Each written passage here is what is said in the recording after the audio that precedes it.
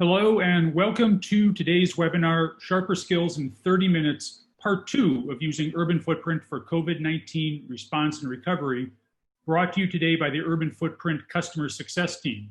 I'm Andy Federer, and joining me today is Customer Success Manager Jason Hercules. Our Sharper Skills webinars are designed to highlight new features, showcase tips and tricks, and help you make the best use of the Urban Footprint platform. In this webinar, Urban Footprint's customer success team will demonstrate how to use Urban Footprint to better respond to the myriad of challenges cities are facing. Before turning things over to Jason, I'd like to remind you that you can ask questions using the chat or Q&A feature in Zoom. As this webinar is relatively short, we'll save questions until the end. I'd also like to remind you that our next webinar is scheduled for Wednesday, August 12th, and will help you master organizational settings in Urban Footprint, where we'll review how to properly assign roles to users, invite users to your team, and manage your projects. You can find a link to register for that webinar in our most recent newsletter. And with that said, I'll turn things over to Jason. All right, thanks, Andy. So thanks for joining us for part 2 of using Urban Footprint for COVID-19 recovery and response. Here in part 2, we'll continue to leverage the information in Urban Footprint to help gain insights into ways our example community can plan some additional COVID-19 responses. We'll do that by understanding access to hospitals, leveraging the forthcoming custom points of interest or POI feature to display access to other important resources, deepening our understanding of vulnerabilities by using CDC chronic disease data, and applying another layer of depth to our analysis by determining food access using Food Access Research Atlas data. You'll remember that in part 1, we found some of the most promising parcels on our base canvas where it would be feasible to expand COVID-19 testing resources in the city of Avondale, Arizona, a location within a hotspot region of the country. We did this by mapping COVID-19 incidence and mortality data, COVID-19 testing data, transit accessibility data, and demographic information from the census. Now let's take a step further with the data and processes that I mentioned for today's webinar. First thing you want to do is understand access to hospitals. Even those that are even vaguely familiar with Urban Footprint's capabilities probably know that our access to destination output, and in this case, we'll look at hospitals.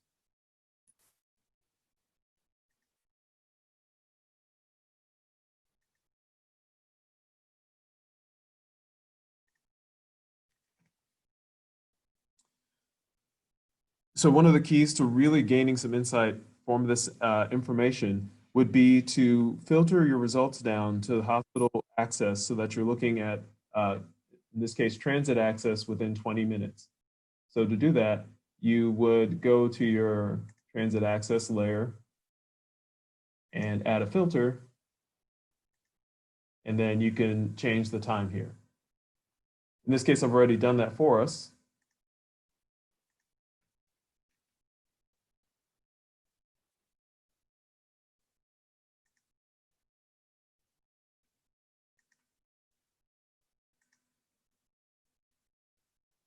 And you can see our narrowed down result of the locations that are within 20-minute transit access to hospitals in Avondale. So this does a few things. It clearly delineates the haves and have-nots in terms of hospital resources, serving as a clear binary proxy for access. It also maps areas of potential co-location for additional medical resources. Similar to the steps we took in step 1, where we worked to identify locations that have certain characteristics that would inform our decision-making. However, in this case, in addition to demographic characteristics, we're identifying locations that are likely rich in medical staffing resources. Speaking of co-location, we've seen triage and surge testing centers and locations set up in parking lots and similar facilities around the country. With those examples in mind, I'd like to identify standalone pharmacies with surrounding parking lots around the city mapping their location as possible surge centers for testing. First, let me turn off my transit information. We'll go back to our base canvas as a backdrop. I'll turn off. And I've created a layer here. So the thought here is that these locations probably already have name recognition in the community as health-related resources. And in addition to that, have built-in infrastructure and processes in place to handle shipments of PPE, testing swabs, and other essential testing equipment. So I created this layer with these standalone pharmacies using their cross streets and placing points at their locations in GeoJSON. You can also access this type of information from open data portals, city information offices, Google Earth, and other similar options. But once you have that information, it's easy to import it into UrbanFootprint. Currently, you have to work with your customer success manager to execute the custom POI analysis run. And don't forget that Nathan demonstrated this feature during one of our previous Sharper Skills sessions. If you missed it, you can catch the video of that session in our resources section on our website. But to understand access to these locations, these pharmacy locations, I'd like to run and apply a custom POI to get an understanding of access to them. So to keep us on time, I've already run the access analysis, and I will turn that on here. Move our base canvas. And so you can see now that after running our analysis module, we have our accessibility results for these custom points of interest that we've created.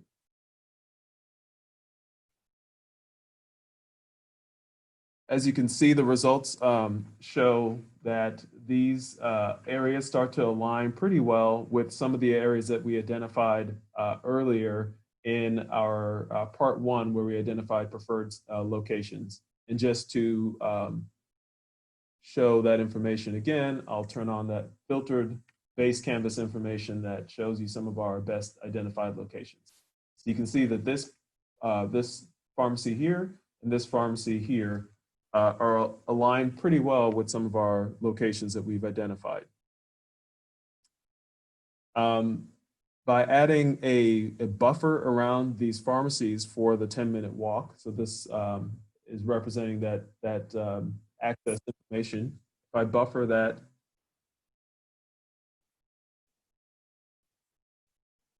to the 10-minute walk, you can see now I've created a buffer that I can use to filter my results and then also apply sub-area analysis approaches to understand the characteristics of parcels, parcel reference information, and other information in UrbanFootprint against that 10-minute walk buffer around those standalone pharmacies. And this also helps illustrate how clearly there is overlap with some of the preferred parcel locations that we identified in part one of our analysis. And so the potential for residents to be able to walk to other resources upon being tested, such as doctors' offices, hospitals, social services that are provided by the city, et cetera, are enhanced if choosing co-location sites such as these two pharmacy locations that we've identified in our analysis. In evaluating the other pharmacy locations on the map, you can see that this location up here in Northern Avondale is pretty fairly far removed from other resources and also, as we previously determined in part one, it's located in an area of the city that does not have as many demographic groups that were in need of resources.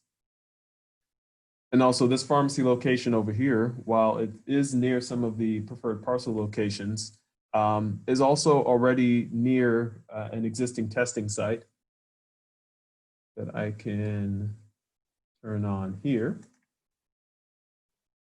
And you see that testing site here. I can actually move that up so that it's a little bit clearer. Here we go. So it's good for our co-location strategy, but there's not as much need for investment in that location right now near that pharmacy because there's already a testing site available in that location. So that's our first level of analysis that we can determine to try to identify a good location. So next, I want to further our understanding of and our demographic assessment of the area by using CDC information. So let me turn off some of these layers.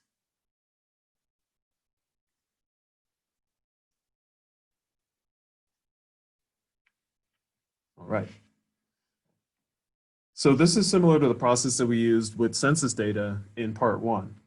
This time we'll take a look at the crude prevalence of asthma data that's available in our CDC data set to underscore the locations where residents are most at risk.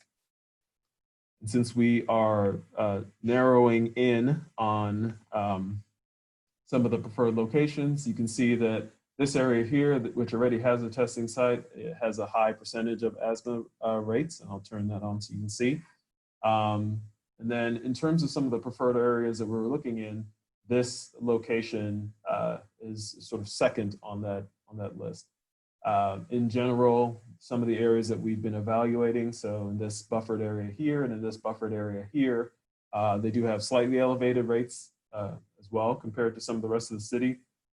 And then in that fourth location that we saw that is presenting itself as not quite as good of a location, you can see that also the asthma rates are a little bit lower in that location as well. So they seem to be aligning with some of the trends that we've been finding in terms of looking at the appropriate locations.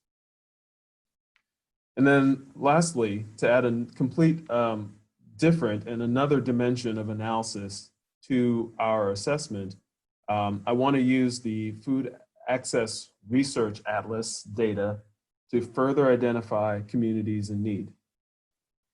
So I will turn off our CDC data. And I will turn on our food access data. In this case, I'm using data points found in the data that tells us which household units don't have vehicles and are not in close walking distance to food resources. So you can see that this is additional reinforcement to our understanding of some of the areas that we've been looking at as being preferred locations. So again, it seems that this area here where we already have a testing site is one where there is a high prevalence of folks that don't have vehicle access and also have lower access to food within a half-mile walking distance. But again, we see some of the locations near our pharmacies and near some of the preferred parcel information. And within that 10-minute walk buffer that we identified of those pharmacy areas as being sort of next on the list as locations that have both a low access to vehicle and also low walk accessibility to food resources.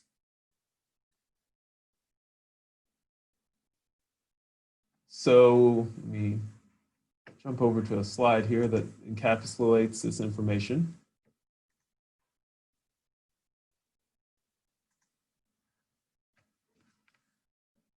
So in summary, in less than an hour, we've been able to identify the areas in the city with the highest representation of residents most likely to be adversely affected by COVID-19, both in terms of demographics and in some underlying health conditions. Areas in the city that were transit accessible, areas where car access and walk access to food were some of the lowest in the city, and locations where existing health resources and professionals can be tapped into with the nearby hospital and then also the surrounding hospital-related sources and resources that are in place. And so with all that information in hand, we were ultimately able to find one of the best locations in the city for triage or surge testing site in the city, or for a second location. And putting all that information together, you can see here our overall base map. This is one of the locations that one of the two that we had narrowed down on. And you can see the hospital location here. This is the pharmacy location. You can see some of the close transit stops nearby.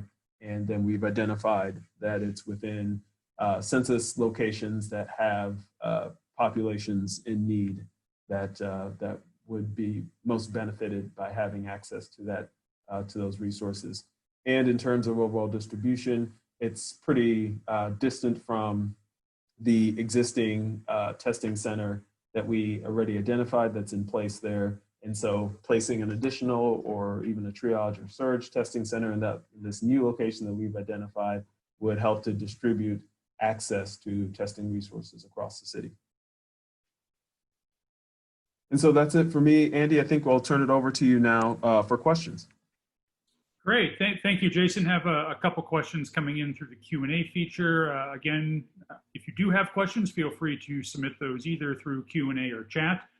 The first question I would have is it possible to use UrbanFootprint's 3D extrusion feature as part of this POI work you're doing? Yeah, so the POI results are the same in terms of their capabilities as the other analysis results that you've seen so far. So I'll turn off the food access here, and you can see that we have here the access to pharmacies, which we did, which was a custom POI layer. And then similarly to that, you can go into your symbology options. You can actually obviously change the symbology to have it be more reflective of the information that you want to see. I think this by default starts you off in a really good position. And then from there, it's the same process of applying your 3D extrusion and applying an appropriate extrusion there. In this case, since we're dealing with time, you've got a little bit of room to play in terms of how much you want to extrude that data. And then once that's done, jumping into 3D view helps you to convey, in this case, a level of access to those pharmacies. So that's a good question. Thanks. Okay, thank you. What other data does UrbanFootprint have that might be relevant for this type of work? Yeah, so some of it depends on which category that you're looking at or that you're working with. Even in we spent in part one a reasonable amount of time looking at some of the demographic information that would be useful. So we looked at population ethnicity, both Latinx and Black and African American population. We also looked at the elderly, and so those folks over 60, 65, I believe.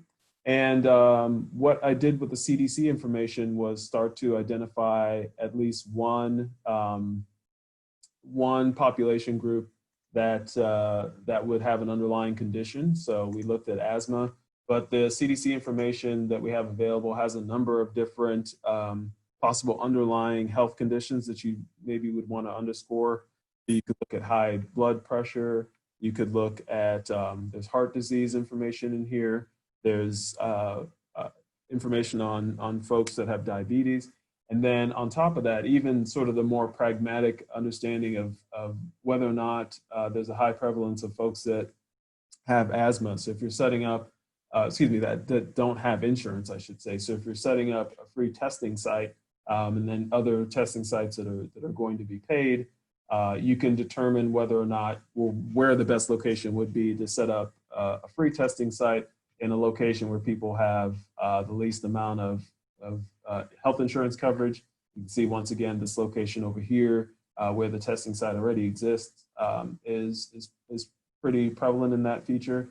But again, going along with the trends that we were seeing in some of the data we were finding, this area where we identified these two pretty good locations has, again, a somewhat elevated rate of folks that don't have insurance. And then that also starts to move towards the south as well. So those are some of the data points that I would use in terms of the CDC data. And then you can also bring in other forms of data as well to help track that information. But I would start with that and then see if folks have any other questions that they wanted to ask, or if they want me to expand on that a little bit more. No, we do have a couple more questions to get to, and we can always circle back and dig deeper on that area if we have time. Next question would be, So it has to do with filtering by transit access. So I think that the first part is it looks like you filtered your results to 20 minutes. Are there other timings that you could have chosen?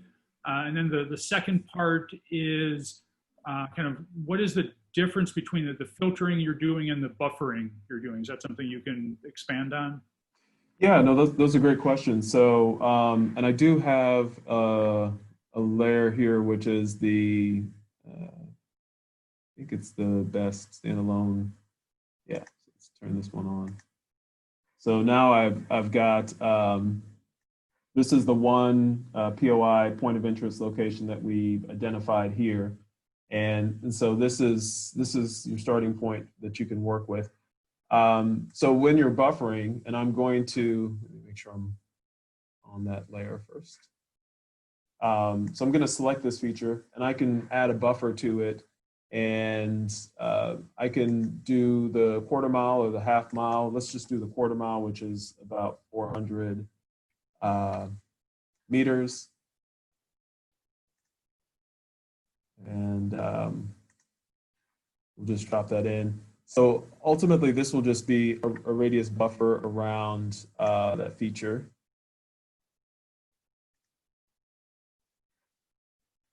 So you can see the buffer here, and let me drag it up to the top so you can see it more clearly. So this is just a straight quarter mile buffer around that feature. But one of the things that it may not align with quite as well is if you look at the, and I want to go to the walk accessibility to destinations and go to our POI, which is this feature here. And so the quarter mile should be the 5-minute walk.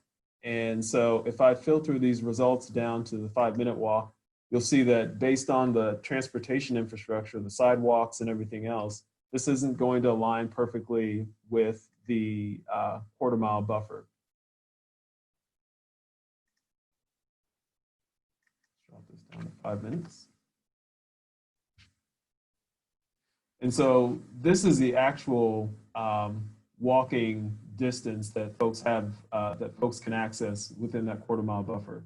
So you can see there are some features that are further out that are within that buffer, but aren't actually within 5 minutes. And that has to deal with the curvilinear streets, the fact that they're not set up as a grid. So if you want, this gives you the capability and the ability to have both levels of analysis. So you can see where people can actually walk or where they are just within a certain distance of measurement. And this allows for a few things. So we mentioned the sub-area analysis. If I wanted to see what the population makeup was within this quarter mile buffer, obviously that's a pretty small area, but then I've got this quarter mile buffer that I can use to join to, say, my base canvas and understand what the population makeup is. But similarly, if I wanted to get an understanding of what the population was within these walkable locations, I could either apply this buffer or apply a small buffer, I should say, to these walk analysis results. And then that would give me the actual shape of the places that people can walk within 5 minutes to get to this pharmacy, and then use that as my sub-area analysis to kind of join my results. So just a couple of different ways to slice it. The quarter mile buffer gives you a neater reference point, essentially. But as the crow flies, but the filtering result would give you a more accurate breakdown as to what the actual and true access measurements look like. Those are the two ways that I like to leverage or approach those two pieces of information. Great, thank you. I think we have time for one more question here. So we don't have a part 3 of our COVID series, but where would you go next if you were to kind of continue along this path? Do you have any other ways to kind of look at the data? Yeah, that's a good question. So I think one of the ways that I would start to look at this would maybe be contact tracing and maybe being able to identify hotspot locations. And to do that, I would probably take a similar approach where there have been locations with high areas of activity or where we've identified a number of people have contracted COVID-19 from some sort of activity or location, and bring that in as a POI point of interest layer, and then have that as part of my decision-making information. So you could put buffers around it. As you mentioned, you could look at some of the transportation access or some of that information and determine, you can also just take a look at the land uses based on the base canvas and use all that information to determine what types of activities were going on, how people were likely moving around in that area, and just get a sense of some of the hot spots that you'd want to identify, and then place a strategy around those areas. You can also take a look at the demographic information or the underlying disease conditions and see if the population was more vulnerable. So if it's just not just, but if it were a vulnerable population that also happened to be in an area where there was a few people or somebody that was sick or had contracted the disease, then you'd be able to determine if that was part of the reason or if it was the activities themselves. And then you could also isolate the job information in the base canvas and see if some of the employment areas were some in which they were more at risk. So you could isolate whether or not there were retail jobs, some of the service jobs, maybe agricultural jobs. There are still some agricultural sites in this location. And again, try to determine if these were essential workers and if their employment was maybe part of the reason why they were exposed, or if their casual leisure activities in terms of shopping or some of those other activities might have been part of the risk. So that would be another step that I would try to take with this. Well, great. Thank you, Jason, and thank you to our attendees today. That's all we have time for. Look forward to seeing everyone on future webinars from the Success team. I wish everyone a great rest of their day. Thank you.